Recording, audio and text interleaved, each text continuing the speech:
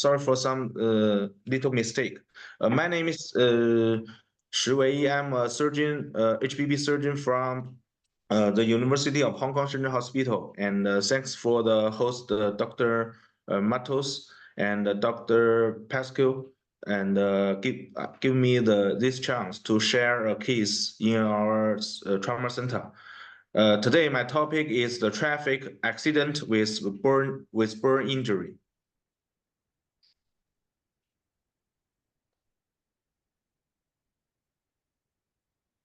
So at first, we can see a video which show the injury condition at that time. It happened on the last year, November 24. We can see traffic accident occurred, and it has the burn at the same time.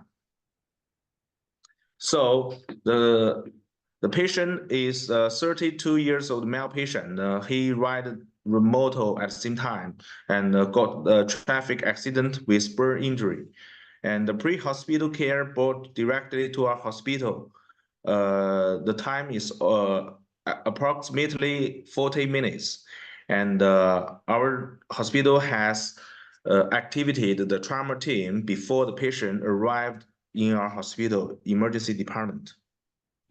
So the primary survey, according to the ATLS principles ABCDE, the A is inhalation. We can find inhalation injury. And the breath, we can see the respiratory rate is 35, is quickly.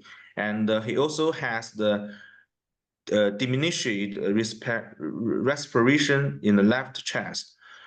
And the circulation showed the blood pressure is 104 to 54, and the heart rate is 116.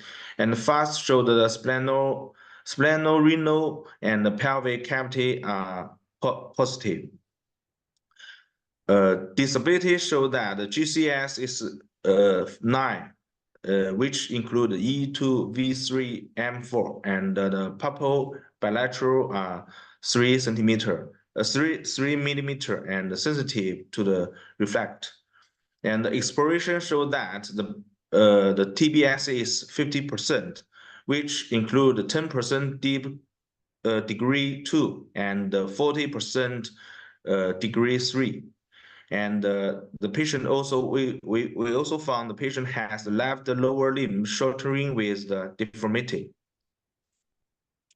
So after that, we do the intubation and also give the patient the cervical gel, and also start the IV fluid resuscitation at the same time. We also give the patient O-type red blood cell transfusion at the same time to release to cure the shock.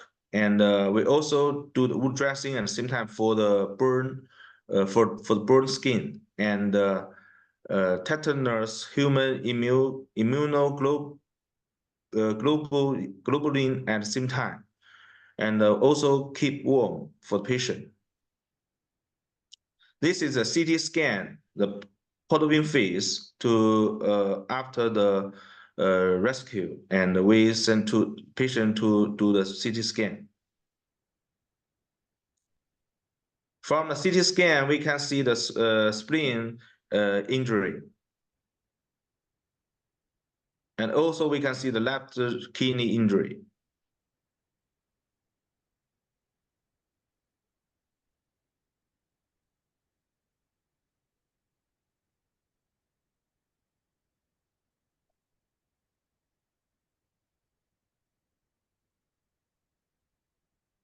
Okay.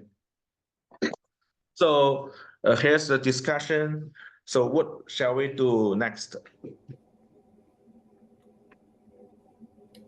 Dr. Hout? Dr. Hout. Sure. So I think my first other question is, I'm glad to see the CAT scan, but I was also expecting to hear something about his head CAT scan, and I'd just like to know, just to be clear, does he have anything in his brain that explains his decreased mental status and decreased GCS? Yeah, the patient the GCS is 9, and the CT of the brain shows no cerebral bleeding inside. Okay. Yeah. Thank you. And no cerebral hernia. Yes. Okay. So I'm less worried about his brain. Clearly, I'm worried about his abdomen, and that's the number one priority now. So in my mind, there's 3 options: watch and wait, laparotomy, or angiography. So I guess the question is, I would have to look a little more closely at the CAT scan and see. I don't know that I saw a lot of free fluid, but I certainly see the injury to the kidney and the spleen. Yes. If the patient is, I don't love the word hemodynamically stable, but the lowest blood pressure I heard was 105, I would probably take this patient to angiography. We do not have a hybrid suite in our hospital, but I think many people would say, oh, this is a perfect case for a hybrid operating room. Angiography for the spleen and the kidney, and then if you need to, you can go ahead and address and do a laparotomy if need be. Yeah. Dr. Thank you, Professor. Dr. Alessandrino, I know that in Europe sometimes you have some different protocols. Would you take this patient CAT scan, or send this patient straight to the operating room? Or how would be your protocol? Anything different that should be done? And your comments about the burns as well that patient has from the pre-hospital.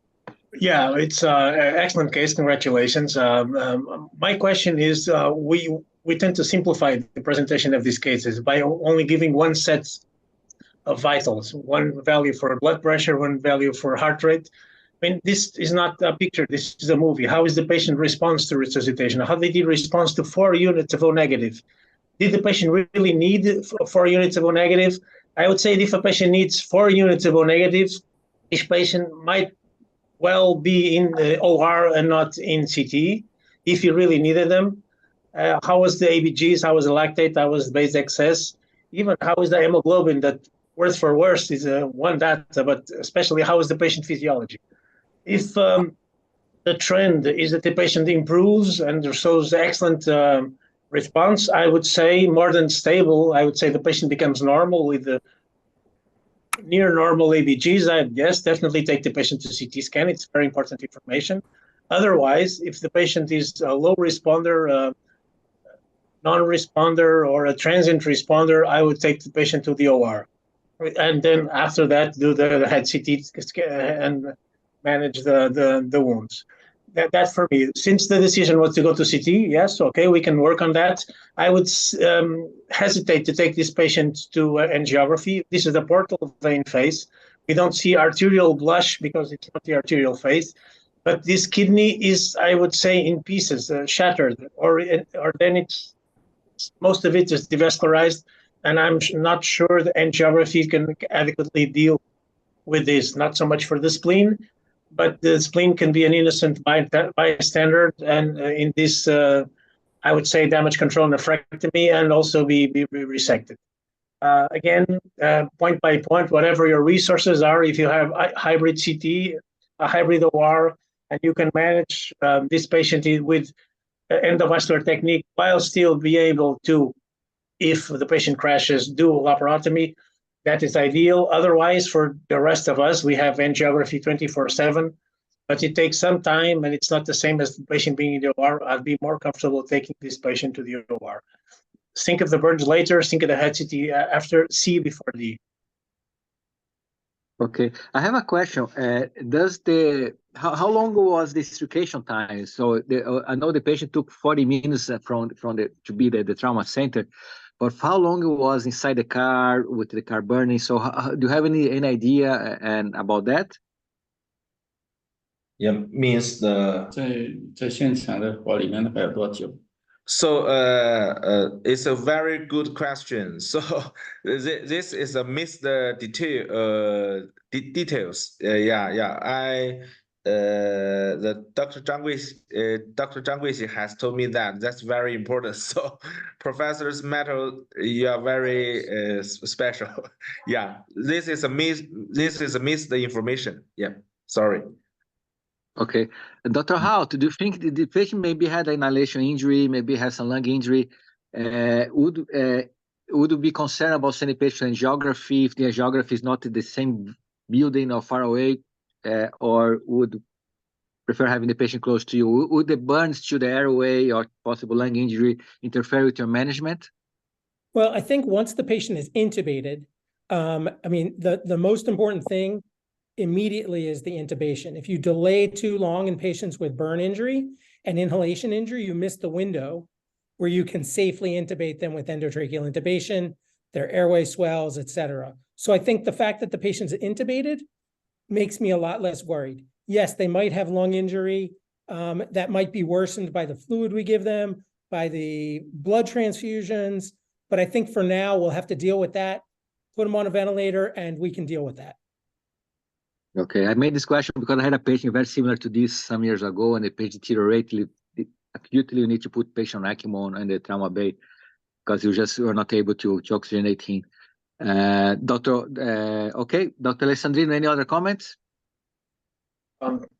We're waiting, eager to see what's happening. How did you manage this patient? Can you hear me? Thanks for everyone's great discussion. Okay. Can you hear me? Yeah. Let's go on. Okay. Any other questions? No. Yeah. I can hear you. Professor Skubich in Texas. Hey, great presentation so far. I would argue with a guy with 50% total body surface area burns. I would argue against angiography or any kind of watchful waiting. This gentleman's going to require a large fluid resuscitation. Going to be very difficult to tell if he rebleeds after his embolization. For me, I would err on the side of those organs need to come out, or you need to stop the bleeding surgically, because afterwards, when he's in the ICU and you're resuscitating him, how are you going to know if he's just having fluid losses or if he's rebleeding? It can be very difficult to tell. Thank you very much. Yeah, thanks for your discussion. Okay, so what we do? Why? Because we are in the emergency operation due to the unstable vital signs. Yeah, every professor has told that we need to see the response after the rescue. So that's very important. So we found that during the patient received the CT scan, and the patient's vital signs are not very stable after the rescue. So we decided to do the emergency operation for him. And first, we do the left chest tube insertion because of the pneumothorax in the left chest. And secondly, we do the laparotomy, and which found the huge hematoma in the left peritoneal cavity, and which, according to the CT scan, we can confirm that is caused by the injury of spleen. So we do the splenectomy as soon as possible to stop the bleeding. And we also found that the descending colon near the spleen has injury, and we do the repair at the same time. And we also keep the blood transfusion during the operation. Yeah. So now what about the kidney? Yeah. So the patient is still unstable. Now we have done the splenectomy, and we have seen the monitor which show that the blood pressure, and the nurse give the patient the blood transfusion at the same time, but still the blood pressure is still low during the operation. So the vital signs are still unstable. What shall we do next? So we did not explore the zone 2 at this point, correct? Excuse me? You did not explore the kidney at this point, correct? Didn't open the Girotas? No. Okay. We didn't to do the retroperitoneal exploration. No, we didn't do. You did not do the retroperitoneal exploration yet. Okay. Dr. Alexandrino, so what should you do now? The patient, they found some injury, but the patient is still unstable. Yeah, excellent case. Again, this is the time to do a timeout with the anesthesiology team and work with the TBCS mnemonic. It's not just the vitals. You can't just look over the drape and see the vitals. I mean, blood pressure and heart rate can be whatever drugs the anesthesiology is giving. If it's on norepinephrine, blood pressure can be normal, but the cells are suffering. So I would go with TBCS mnemonic. It's something that we use and we train regularly. It was described in Camp Bastion in Afghanistan, the UK teams that use the intraoperative C-traps with the surgical anesthetic team. T for time and temperature, B for blood gas and blood units, blood components. Actually, the patient needs not only transfusion of the red blood cells, but also plasma platelets, fibrinogen, tranexamic acid, etc. C is for clotting. B also for blood gas. C is for clotting. If you have ROTEM or viscoelastic assay, this can be excellent help at this stage. And S is surgical plan. If the patient, I believe, is with the TBC, is unstable, is cold, and in the findings is a left retroperitoneal hematoma, I think that this kidney needs to come out, especially if it's expanding, especially if there is hematuria. This patient needs to be for this hematoma.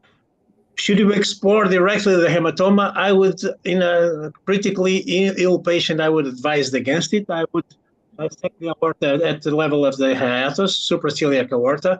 Make sure there is room to clamp there. It's an easy maneuver. You just push the left lobe of the liver to the right, push the esophagus a bit to the left, expose the supraceliac aorta, prepare for clamping, and then explore the hematoma. You have good inflow control in case there is massive bleeding.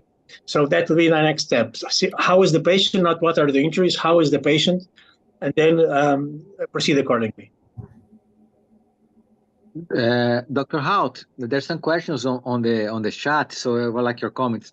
So, do you think that the patient can have like a neck injury, a spinal cord injury, neurogenic shock?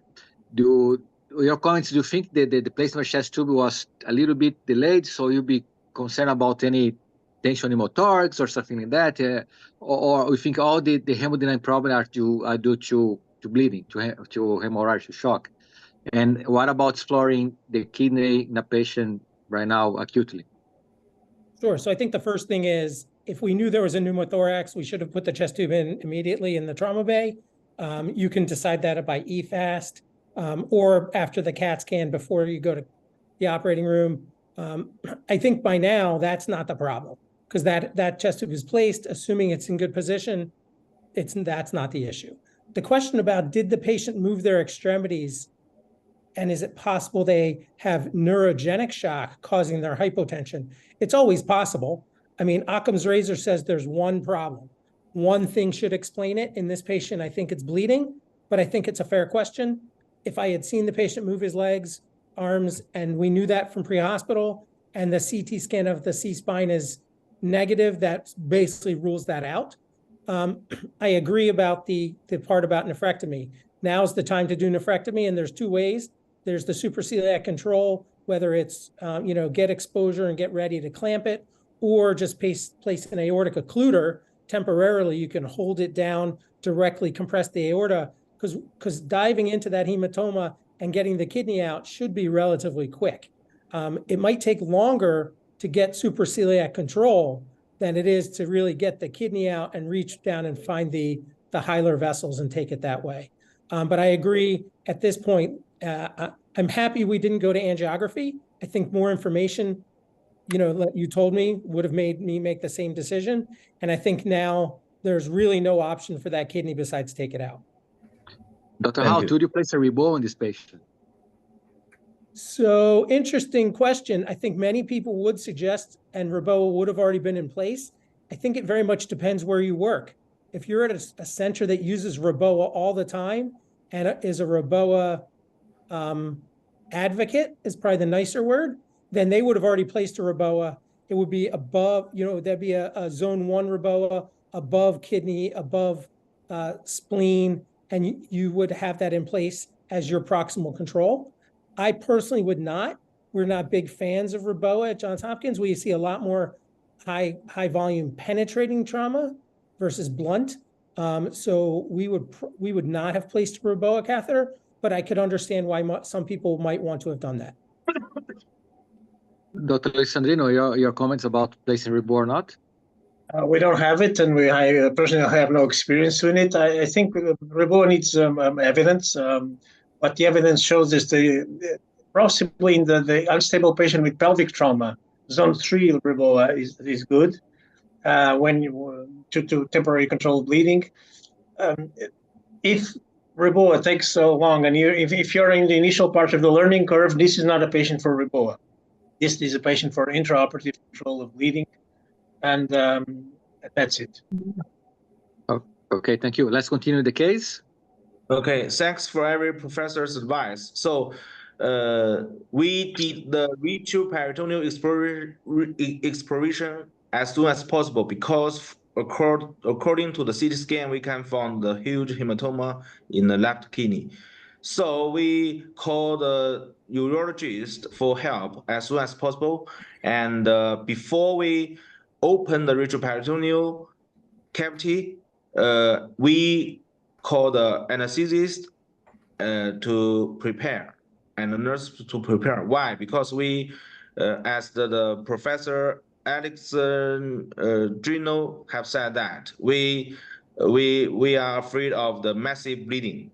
Yeah. So after that, we do the left nephrectomy immediately. After that, the totally operation time is more than 3 hours, and the blood loss is 3.5 liters, and then the transfusion is 16 red blood cells, 3 fresh frozen plasma, and 1 dose platelet. And after that, the patient transferred to ICU department. So this is the specimen. Can you go back one slide? Oh. I don't know where the slide went. Hello? It looked to me like the ratio of packed red blood cells to the other blood components was not what we would really push for.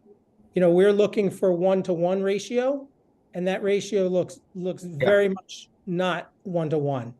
And I'm just curious if you have a massive transfusion protocol, what comes in your cooler, how that works. Yeah, we have do the massive transfusion at the same time, and but after the operation, the patient's vital signs are it getting better, but not very stable. Yeah. So this is the specimen.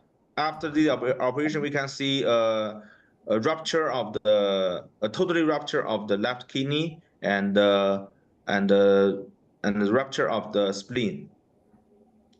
So because the patient also have other injury in the left femur, so we arrange the second operation after the 26 hours after the injury, when the patient was stable, and the fixation of left femur with external fixator and the decompression to prevent osteofascial compartment syndrome.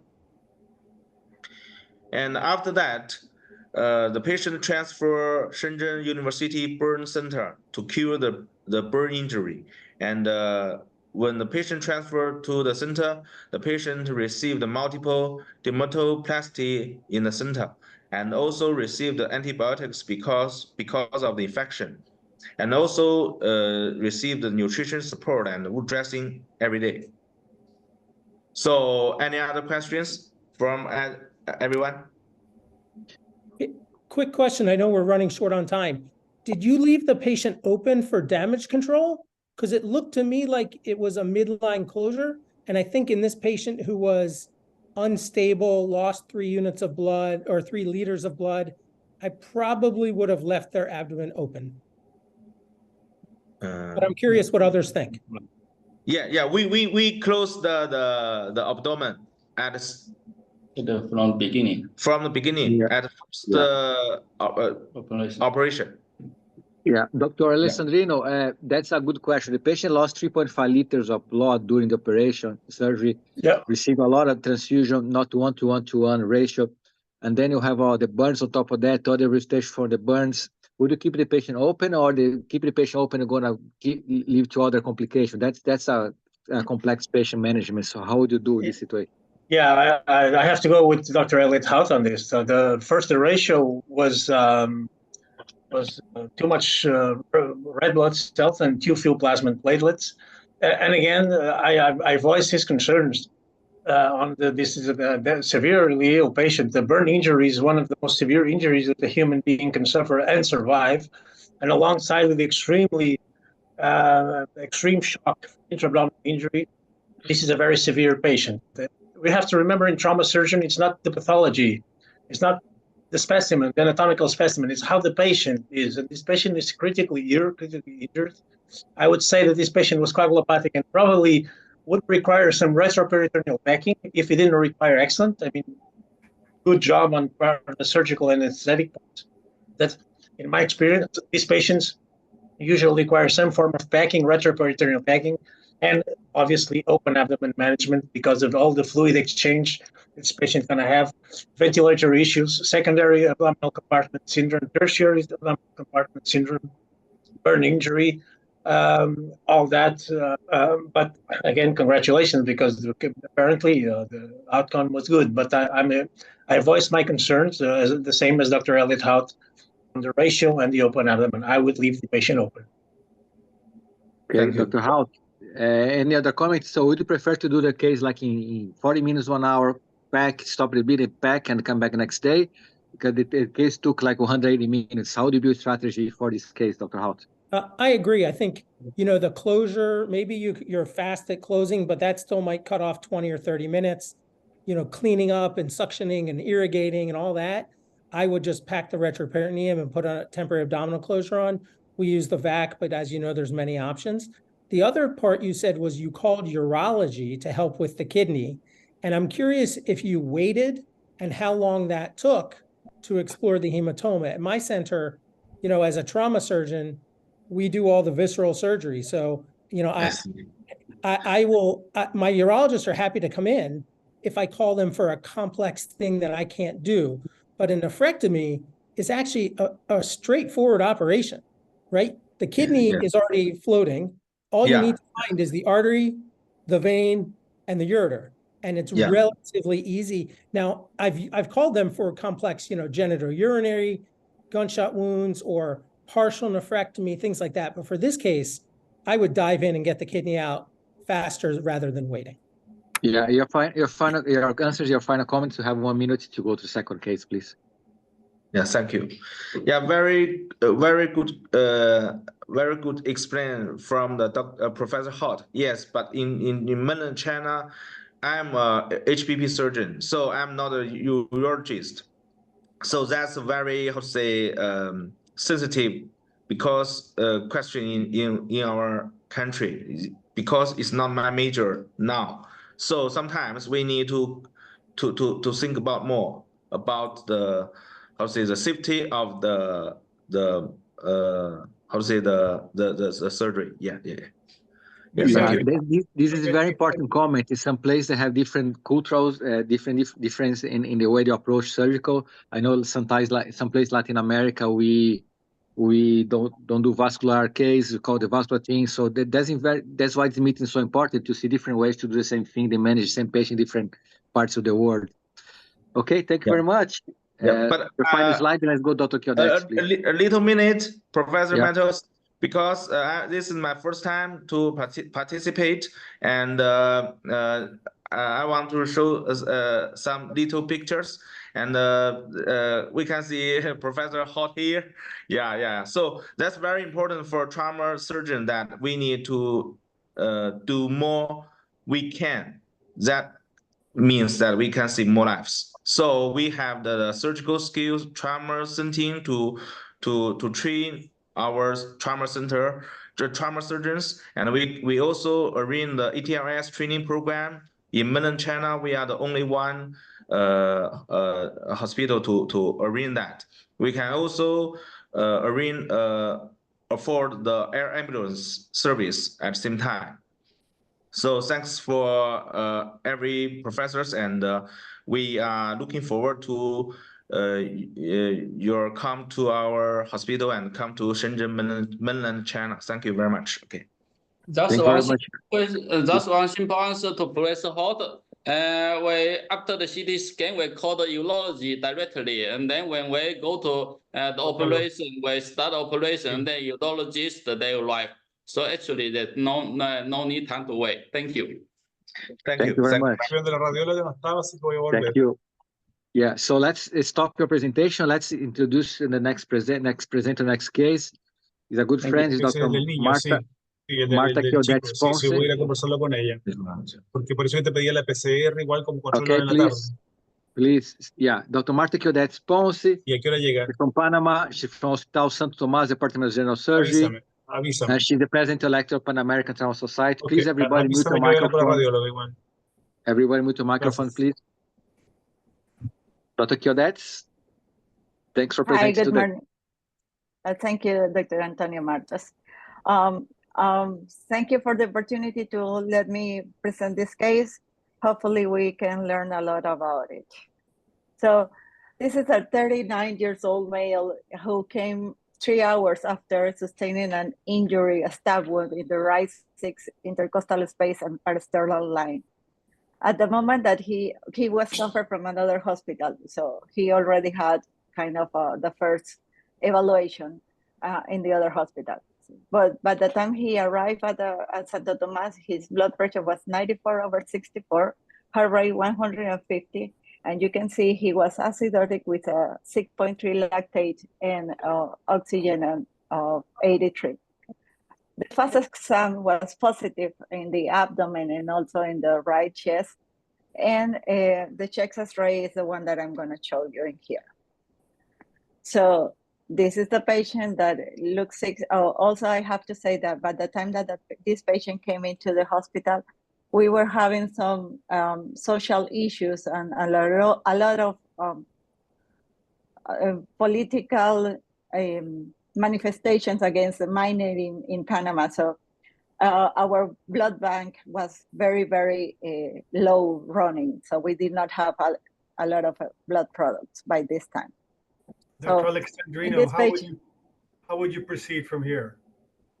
Excellent case. Congratulations. Very challenging. I would say this patient has a massive hemothorax with a right thoracoabdominal stab wound. And obviously, the conundrum here is which cavity first, the right chest or the abdomen? In the right thoracoabdominal injury, I would say the abdomen first, very likely is the liver. But in a trauma surgery, you have to be prepared to be wrong. You have incomplete information. There is no time for CT. This patient is pseudo-stable. He's not stable. His cells are crying. He has lactate. This patient needs to stop the bleeding. I would drape all the patient, make sure the chest is accessible, but I would start with a laparotomy. Regarding the blood, that's an excellent point, and we take it for granted. I would say that this patient has a huge potential for self-saving from the chest tube.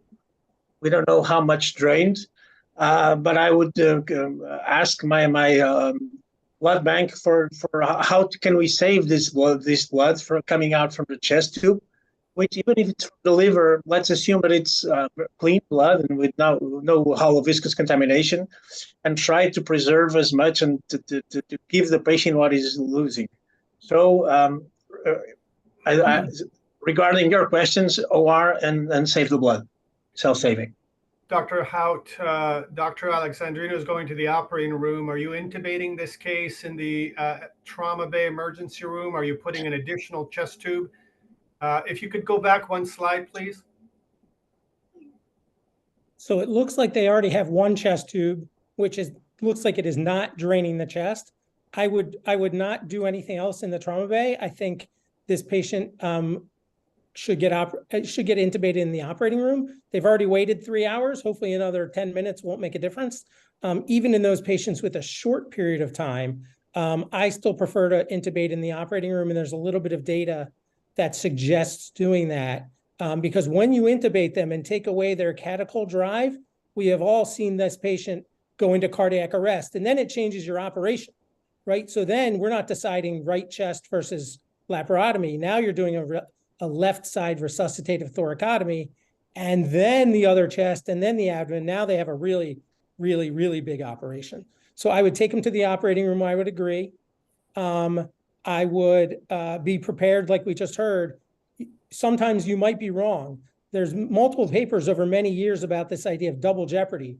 You don't know which cavity to be in, and the papers say we're wrong about 50% of the time, abdomen versus chest. So I think be prepared is exactly what I would agree with. Though the only wrong way to do this operation is lateral decubitus and only prepping the right chest.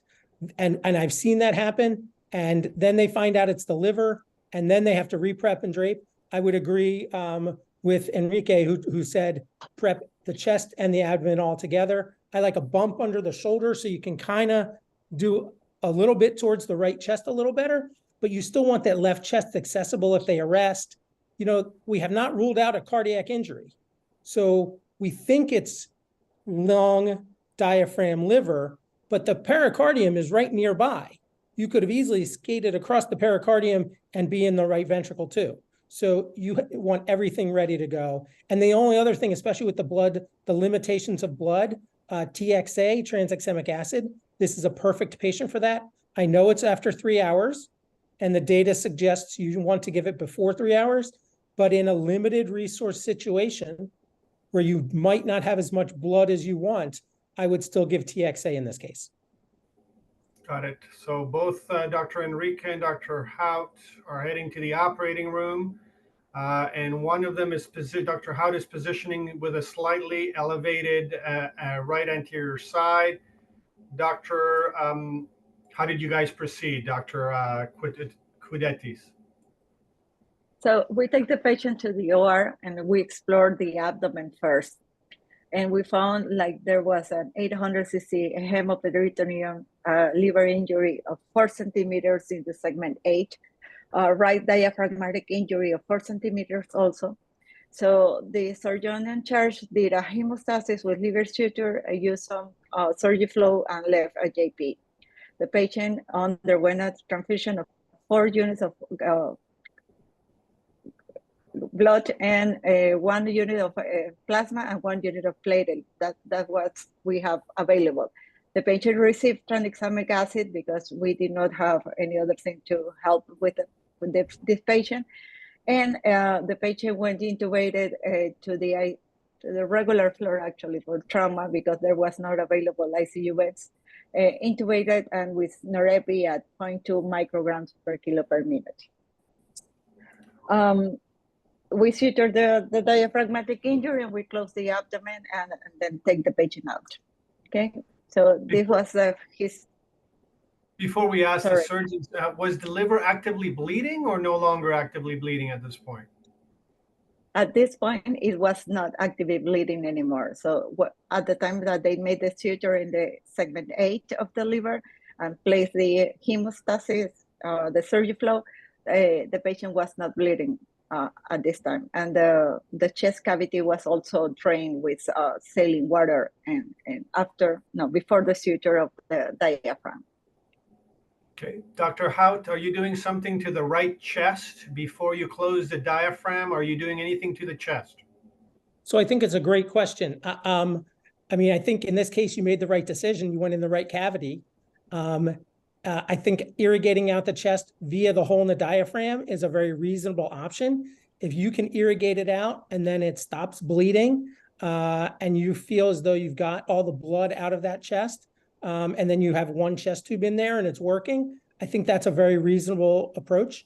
If you keep irrigating and it keeps bleeding and keeps coming back red and you can't get it to clear and you're worried about a lung injury, then I think you need to either do a thoracotomy separately or extend the diaphragm injury, make it a bigger hole to look at the lung. I think if it gets down to that and I'm really worried about bleeding in the chest, I'd prefer to do a separate thoracotomy. Some people would also, push for thoracoscopy, irrigation, things like that. I don't know that this is the perfect patient for that option. So I would irrigate out through the diaphragm, and as long as it runs clear, close the diaphragm, put in a chest tube, and hope that the chest is okay. My only question is, did you guys worry about the trajectory and the heart? You know, when you're in the abdomen, you can do a pericardial window through the central tendon of the diaphragm. And if there's any question, I would have done that as well. There was no evidence of any cardiac injury at the time of the exposure in the laparotomy, so it was not considered doing the transdiaphragmatic or subxiphoid pericardial window, so it wasn't done. Dr. Alexandrino, the trajectory looks like it's away from the heart. Presumably the rest of the exploration showed no other injuries in the abdomen other than the isolated liver and diaphragm injury. Any other comments, something you would have done differently? No, congratulations. The pleural washout is an excellent idea. Make sure there is no bleeding, obviously, like Dr. Hout very well pointed. I would be concerned, this is a stab wound, so stab wounds are nice to treat. They're cool. I mean, there's potential injury would be much different.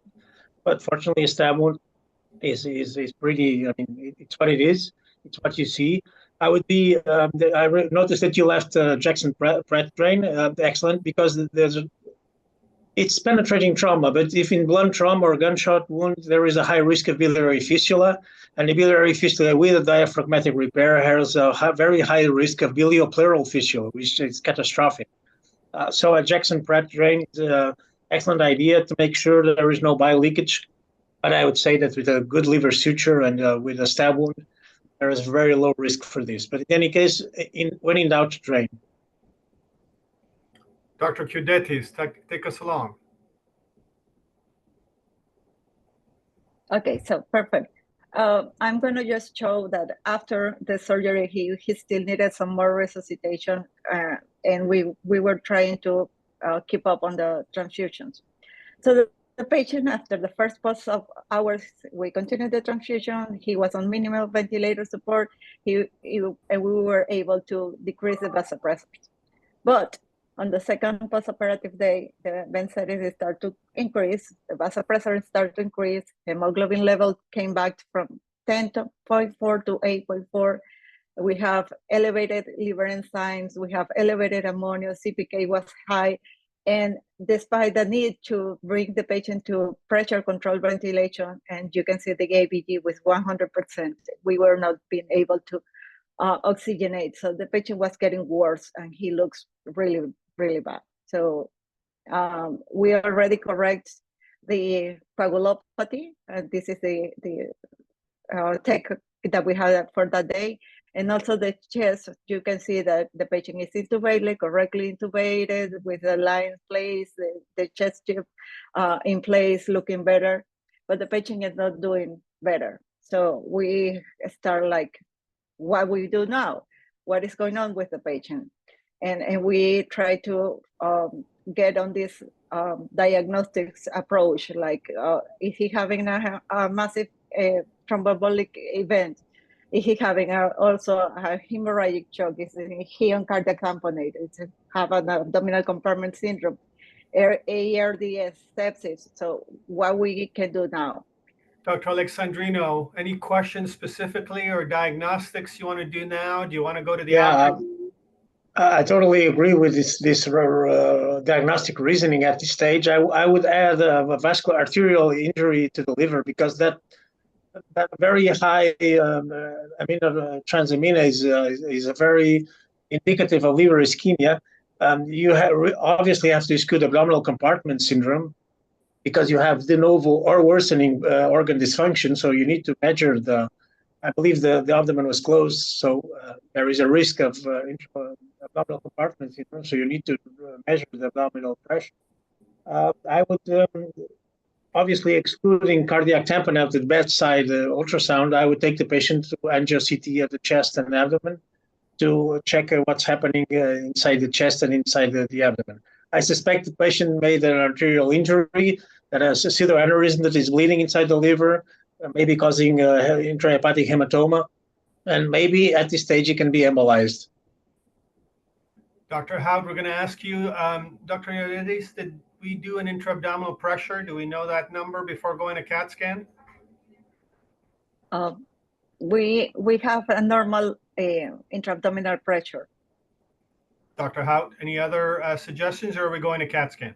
So, I mean, the only thing I would do before CAT scan that you would do something different about would be that cardiac tamponade question. And you should be able to do a POCUS point of care ultrasound test very quickly and rule that out. And then after that, I think CAT scan is the way to go. And I think this question, to rule everything out, you want to look at the chest and you want to time this to look for a pulmonary embolism. And then you also want to look at the abdomen in the correct phase to look at arterial injury to the liver. And I think my other question is, at the time of the initial operation, did they do a Pringle maneuver? Were they at all at the hilum? Had they, temporarily clamped the hilum? Is this possible that that caused a dissection of the, hepatic artery? Because I do think I'm a little surprised at the liver function numbers based on only a relatively small injury to, segment 8 of the liver. Yes, actually, those are very good questions and very good things that we were considering. Like, this is not the regular evolution of a simple stab wound. So something is wrong, something is happening. And we couldn't actually determine what it was exactly. So we do a fast again with the ultrasound, the POCUS. At the bedside, we rule out any cardiac tamponade. We rule out increase in the right side of the heart pressures. That thing that we can see actually easily in the ultrasound. There was no free fluid in the cavity. So we were having very little options of diagnosis. So we sent the patient to the CT, and here is the CT, and you can see, I'm gonna try to do it slower. You can see that the patient has a huge right side hematoma in the liver, and also that there is not so much fluid inside the abdomen. And I'm gonna try to do it slower so you can see.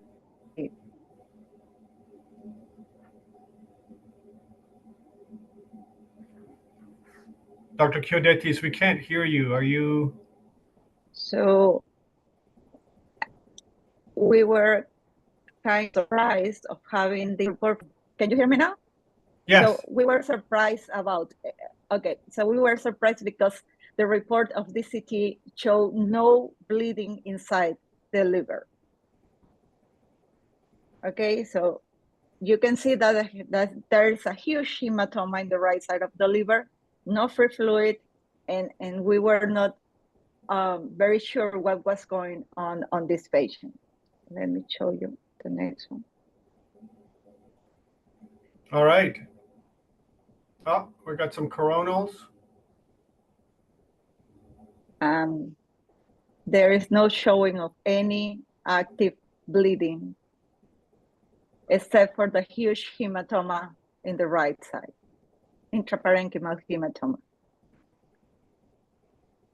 Any other CAT scan results that we need to know about, Dr. Quiodettis? No, but we went ahead and talked to, there was nothing in the, like no TEP, nothing in the heart or the lungs. So what we do, we went to talk to radiologists. Hold on a second. So, yeah. Doctor, how would you, the patient is on multiple pressors at this moment, is that correct? With a hemoglobin that's dropping, Dr. Quiodettis? Yes. He's on norepi at 0.2 micrograms per kilo. Dr. Hout. And do we, I guess my question is, do we think that's bleeding? So the teaching should be, if a patient is bleeding and that's why they're in shock, they either need an angiography or they need a laparotomy. I'm still not clear why they're in shock, right? There's not that much blood. If you told me their hemoglobin dropped 4 points and there's a belly full of blood, I'd believe that more, that he's bleeding. There's no real blood in the chest. I'm still not convinced of what the diagnosis is. I'm not convinced you have to go to the operating room. I would be okay with interventional radiology to angioembolize and see if there's anything deep in the liver that is much easier to get by angio than it is by surgery. Dr. Alexandrino, we're going to IR for an angiography plus or minus embolization. Are you in agreement? Yes, totally. I mean, this patient, obviously, this hematoma is not there. These are subcapsular hematoma. Looks like the what you see in a subdural hematoma. It's concave and convex that compresses the liver parenchyma. It's very similar to the image of a subdural hematoma. It compresses the liver parenchyma. And I would say that this patient, probably there is a minor bleeding and pseudoaneurysm there that's feeding this hematoma. So we talked to IR because we were actually having the same processes that you're having, and we were like, something is wrong, and we do not know exactly what it is. So the patient was taken to the angio suite, and you can see in here a communication between, this is the arteriogram, and you can see a communication between the arterial and the portal phase just right away. So they found a significant hepatic arterioportal fistula of the right anterior hepatic artery.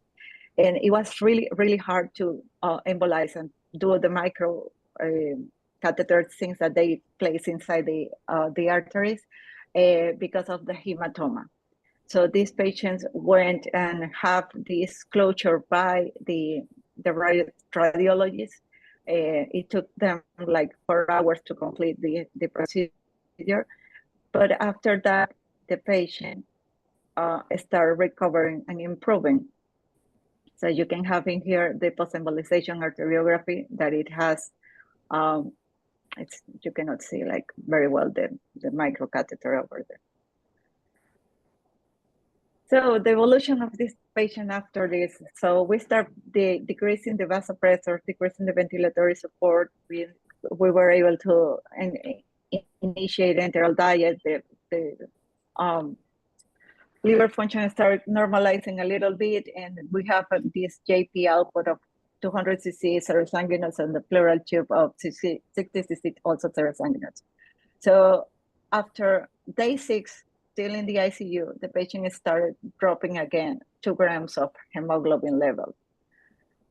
And we did another control, and we can see over here that the hematoma is still increasing a little bit, and also that there was also opacification of the portal system with the arterial phase. So at this time we did another. We got again for another angioembolization, and this time the doctor occluded the right anterior superior hepatic artery and completely embolized the right hepatic artery. So after that, the patient started again getting better, but we were concerned about all the yes. What did they find? Was there extravasation, a pseudoaneurysm? What is it what's the reason they re-embolized the right hepatic artery branch? There was still a communication between the artery and the portal phase of the, so the fistula recanalized or did communicate again. So they had to embolize the right hepatic artery.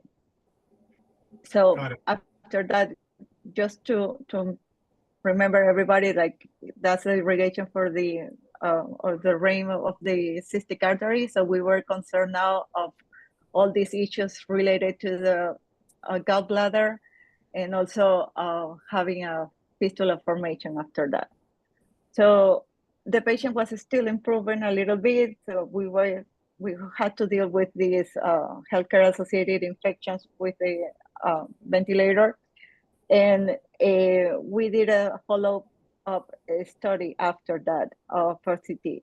And we can see that the patient already, the way that the hematoma was improving, becoming more liquid, more decreasing the size of this hematoma after the second embolization. And just to follow up, the patient went home after 30 days in the ICU, and we were able to send him home with this hematoma, but in a very good condition. So that's the case that we have to present, and also for everybody to have this bibliography available. This is from Jason Sierreta group with a hepatic arterial portal fistula following liver trauma. They have a 5-case series under review of the literature. And after doing this for a couple of years, not so many, but a couple of years, this is the first time I can see a patient presenting with this type of shock after having this arterial portal fistula. And thank you so much for listening. Thank you, Dr. Quiodettis. Dr. Hout and Dr. Alexandrino, do you want to give some closing learning points from this or the previous case, please? I'll just say this is a very interesting case. We see a lot of pseudoaneurysms and a lot of arterial bleeding in the liver, but the arterial portal fistula is not a common one. If we had known what that was, I wonder if a covered stent might have been a better option. If they can see where the injury is in the artery, to cover that instead of trying to embolize it. I'm curious to read this paper and see what they did there. But I think you were right to think, I've been doing this a long time and I've never seen this before. It was not a normal case. And you had all the experts here saying there's something that's not quite right. And I appreciate you thinking through that whole big differential diagnosis list to start from the beginning and came to the same conclusion we did. But I think you have to start from the beginning. What did we miss? Did we miss cardiac tamponade in the beginning? And what could this be broadly? And then when you find it, you fix it. So very interesting case. Thanks for presenting it. Yeah, again, congratulations. Excellent case, Dr. Marta. Excellent, very didactic. Learning points, I would say that the patient physiology is the king. I mean, how is the patient and what are the injuries? I think both cases were excellent at that. Operative management of trauma is still required, even in the age of angiography. But you need angiography for some injuries to help deal with some injuries, and this is an outstanding example of this. Congratulations to both presenters. Thank you very much for the kind invitation, and see you some other time. Thank you both, Dr. Hout and Dr. Alexandrino. Before I let Dr. Marttos close, I'd like to remind everyone of Dr. David Feliciano's passing and the deep loss that the trauma community at all levels worldwide has suffered. And I would have us all think and have their family in our thoughts and prayers. Dr. Marttos. Yes, just to that to you, it was a huge loss. I would like to say thank you very much for our presenters and panelists for being here today. Can I say something, Dr. Marttos? Can I, excuse me, can I, sorry to interrupt you. If I may, obviously condolences for Dr. Feliciano, but I would also like to leave the invitation to join us in the European Trauma Surgery and Trauma and Emergency Surgery Congress this coming April in Estoril, Portugal. And join us. It's from the 28th to the 30th. Thank you. That's it. Thank you very much. Thank you very much. So we're gonna have our next meeting in February. Please, if you have some good case, if you want to be the moderator and lead the meeting, please contact Dr. Pascual or myself. So looking forward to booking the remaining of the year's presentations. So just echoing Dr. Jose Pascual's words, I would like to finish this meeting with a minute of silence to honor the memory of Dr. David Feliciano. Thank you very much. Thank you. Thank you.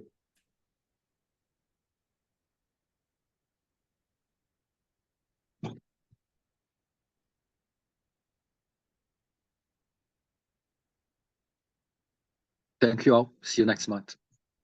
See you. See you. Bye-bye.